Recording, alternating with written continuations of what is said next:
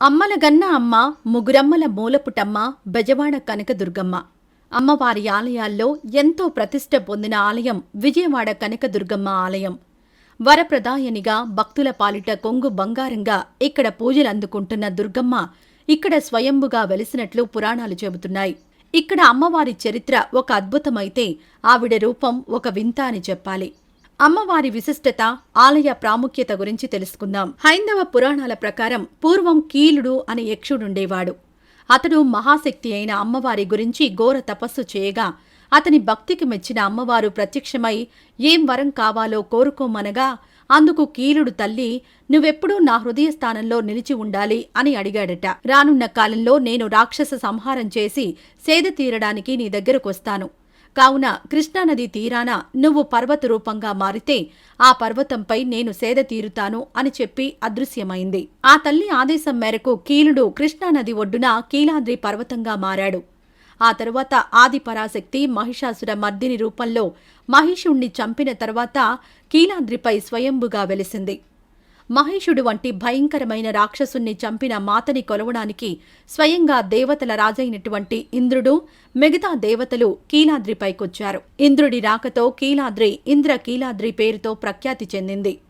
ఆ తరువాత అమ్మవారి దగ్గర ఆ లయకారుడు కూడా ఉండాలి అనే ఉద్దేశంతో బ్రహ్మదేవుడు ఒక యాగం చేశాడు. ఆ యాగ ఫలంగా పరమేశ్వరుడు లింగ స్వరూపంగా ఇంద్రకీలాద్రిపై వెలిశారు.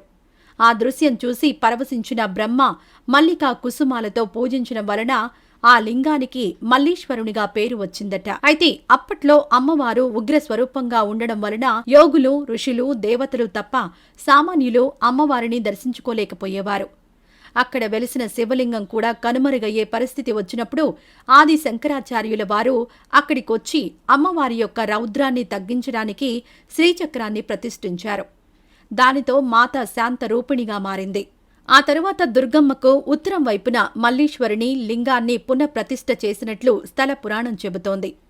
మహాభారత కాలంలో అర్జునుడు శక్తివంతమైన అస్త్రాలను సంపాదించడం కోసం ఇంద్రకీలాద్రిపైన పరమేశ్వరుడి కోసం ఘోర తపస్సు చేసి పాశుపతాస్త్రాన్ని పొందగా ఇదే పర్వతంపై ఇంద్రుని ప్రసన్నం చేసుకుని దివ్యాస్త్రాలను పొందాడు. బెజవాడ దుర్గమ్మ కనకవర్ణంలో దగదగలాడుతూ భక్తులకు దర్శనమివ్వడం వలన ఆ అమ్మవారికి కనక దుర్గమ్మగా పేరు వచ్చింది అని ఒక కథ ప్రచారంలో ఉంది. ఇక అమ్మవారి విగ్రహాన్ని పరిశీలిస్తే సుమారు 4 అడుగుల ఎత్తు ఉండి 8 చేతులు కలిగి ఒక్కొక్క చేతిలో ఒక్కొక్క ఆయుధాన్ని కలిగి ఉంటుంది. మాత త్రిశూలంతో మహిషాసురుని గుండెల్లో పొడుస్తున్న భంగిమలో ఉంది. నవదుర్గలలో చివరిదైన సిద్ధిదాత్రి అవతారంలో దర్శనమివ్వడం బెజవాడ కనకదుర్గమ్మ యొక్క ప్రత్యేకత.